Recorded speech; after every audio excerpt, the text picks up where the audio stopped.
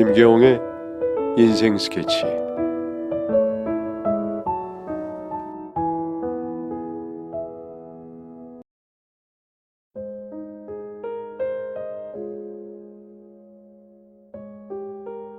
그런 어머니의 정성 덕분에 아내는 빠르게 회복을 할 수 있었습니다. 하지만 아이가 생기고 나니 아내와 싸울 일이 가끔씩은 생기더군요. 사실 저와 아내는 연애를 할 때부터 딱히 싸우지 않았습니다. 서로 배려도 많이 하고 다툴 일을 만들지 않았거든요.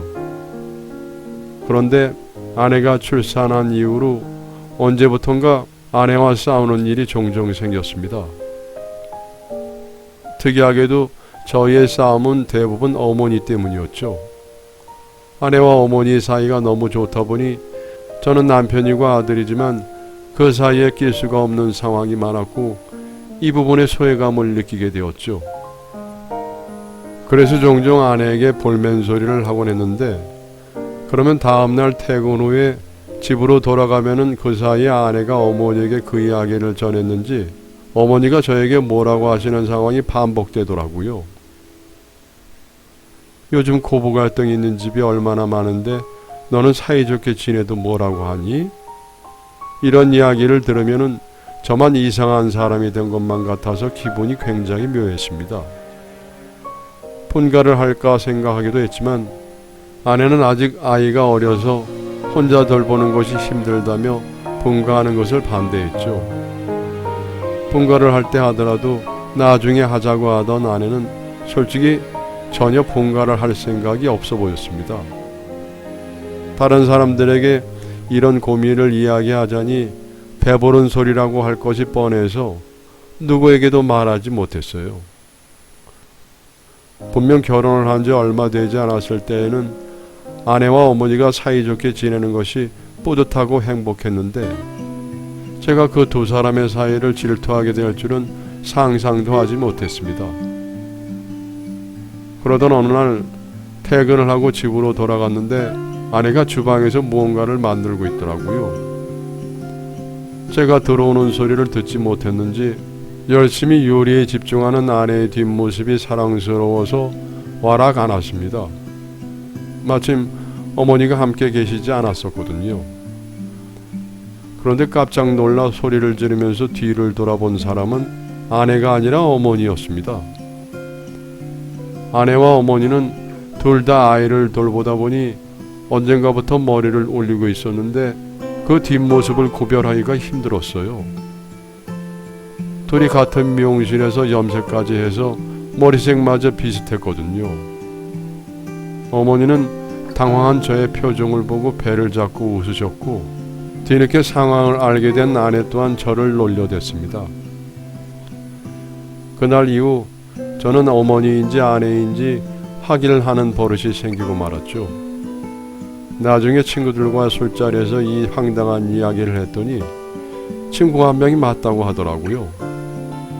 근데 나도 그렇게 느낀 적이 있어. 네 결혼식 때 너희 어머니가 신부 어머니인 줄 알았잖아. 뭔가 이목구비보다는 둘이 분위기가 같은 게 많이 닮았어.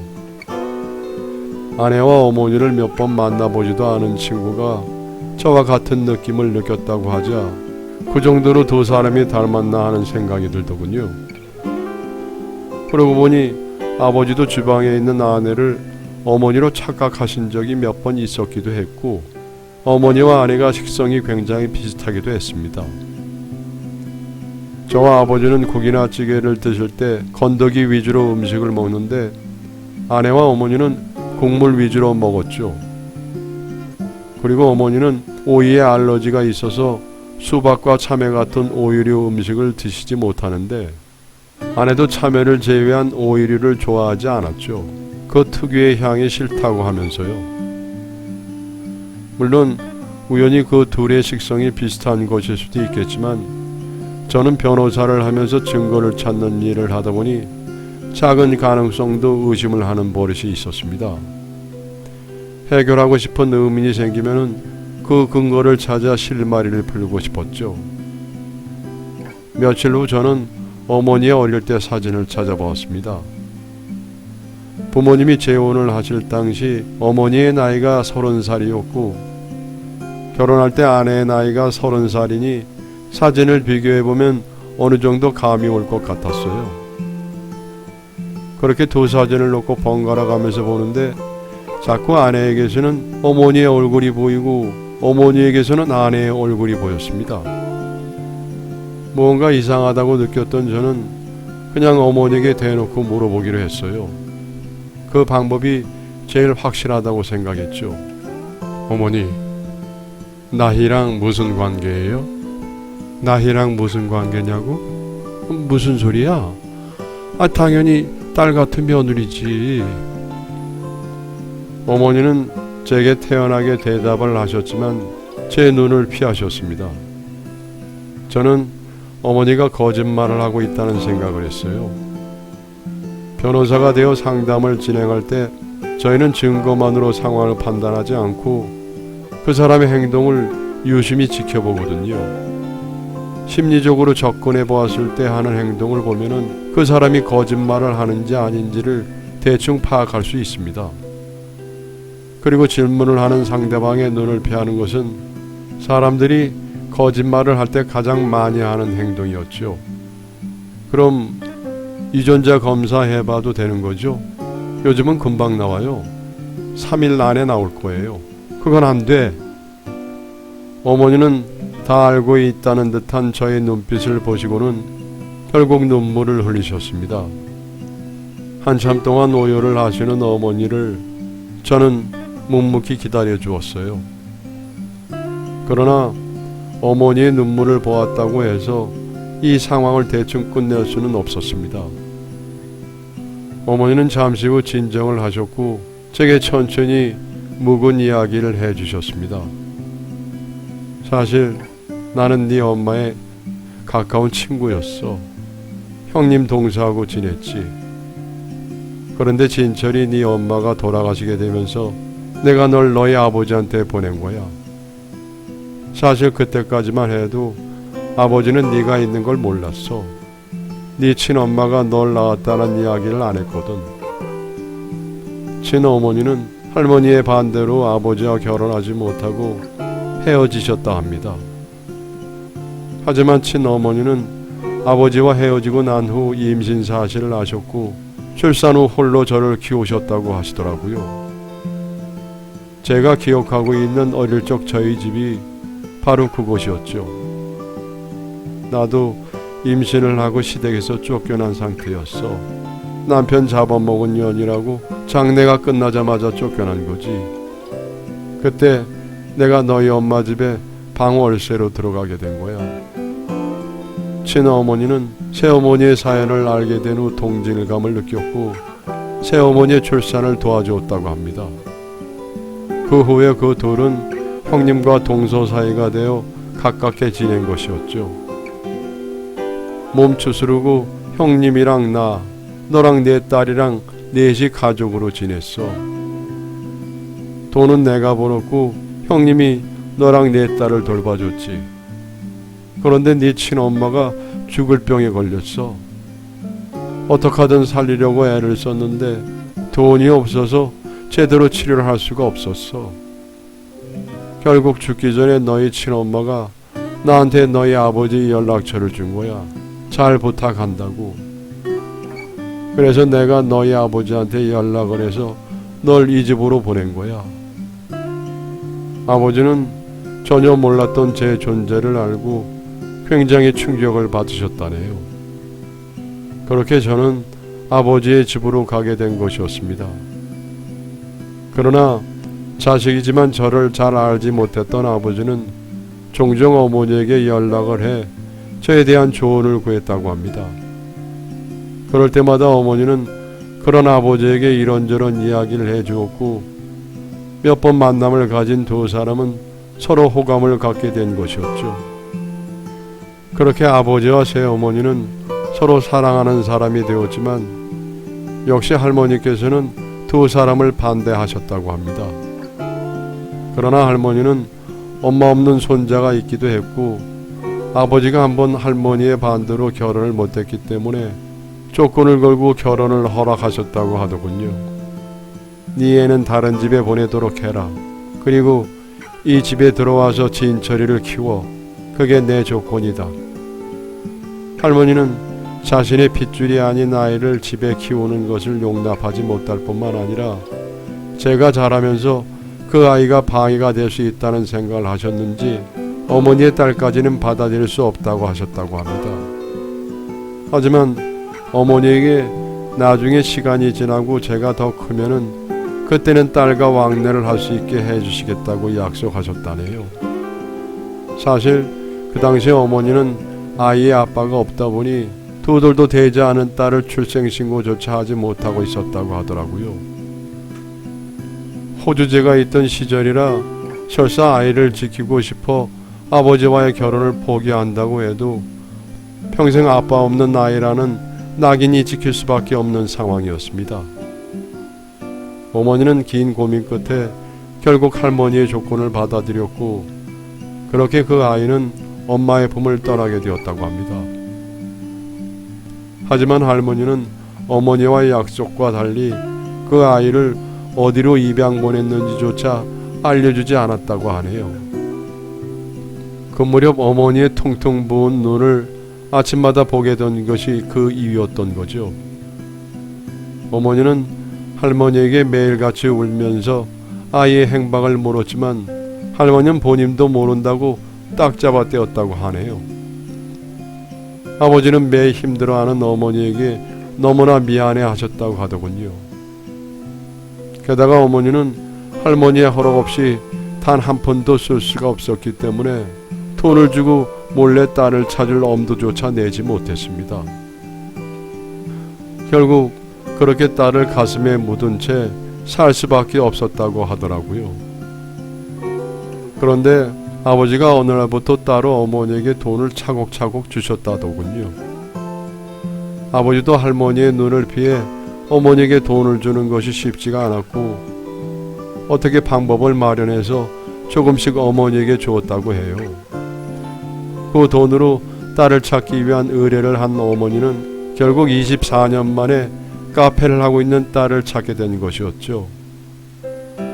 그 순간부터 어머니는 긴 고민을 하셨다고 해요. 딸과 같이 살고 싶은데 여전히 건재하신 할머니 눈을 피해 딸을 데려올 방법을 찾기가 쉽지 않으셨을 테죠. 그리고 겨우 찾은 방법이 저와 딸을 결혼시키는 것이었다고 하더군요. 어차피 저는 어머니의 친아들이 아니니 유전적으로 문제가 없었고 사실상 아내는 어머니의 호적에 올라간 적이 없으니 법적으로도 문제될 것은 없었죠. 그렇게 어머니의 계획대로 저는 아내와 연애를 시작했고 결혼까지 해서 같이 살 수 있게 된 것이었습니다. 할머니는 본인이 끊어낸 어머니의 딸과 결국 1년을 같이 살고 돌아가시게 된 셈이었죠. 믿을지는 모르겠지만 네가 만약에 나이가 마음에 안 들어 했으면은 나 혼자 챙겨주려고 했었어. 나이가 유전적으로 어머니 친딸은 맞다는 말씀이세요? 그럼 맞지. 나이는 모르고 있는 거죠? 그럼 나이한테는 차마 얘기 못했어. 너무 미안해서. 저는 그날 이후 며칠을 곰곰이 생각했습니다. 아내에게 이야기를 하려면은 아내가 입양하라는 사실부터 밝혀야 했으니까요. 아내는 여태 자신이 입양된 자식이라는 것을 모르고 자랐거든요. 아마 장인어른과 장모님이 아이를 낳은 것으로 호적에 올리신 것 같았습니다. 저는 굳이 아내에게 상처를 주면서까지 이 사실을 알려야 할 필요가 있을까 하는 생각이 들더군요. 저는 그날 이후 긴 고민 끝에 아내에게 이야기하지 않는 것이 더 좋을 것 같다는 판단을 내렸고 어머니에게 저의 생각을 이야기했습니다. 나이한테는 비밀로 하는 것으로 해요. 근데 저희 분가할까 해요. 어머니랑 나이가 가까워지는 것을 반대하겠다는 소리가 아니에요. 그런데 어머니가 나이한테 해주고 싶은 것이 나이를 방해하는 것 같아요. 나이는 어머니 며느리로 계속 옆에 있을 겁니다. 그러니까 걱정하지 마세요. 나이는 제가 절대 모르게 할게요. 어머니는 제게 눈물을 흘리며 고맙다고 하셨습니다.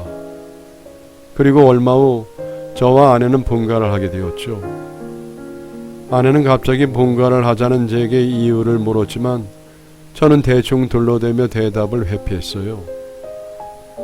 아내는 계속해서 분가를 원치 않는다고 제게 말했지만 이번에는 어머니가 아내를 설득했습니다. 나이야, 계속 합가를 하니까 친정 부모님도 자주 못 보고 얼마나 서운하시겠니? 내가 너랑 있으면서 시어머니 욕심은 다 채웠으니 이제는 너희들끼리 알콩달콩 살아봐. 아내는 그제서야 고개를 끄덕였고 어머니를 원망하는 마음이 생기지는 않았습니다. 어머니가 계획하신 일에는 법적으로 불가능한 것이 전혀 없었으니까요.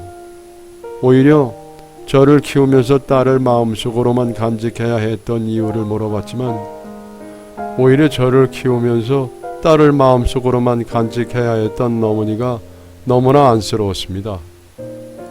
점점 자라는 저를 보며 나이에게 미안한 마음이 굉장히 컸을 테니까요.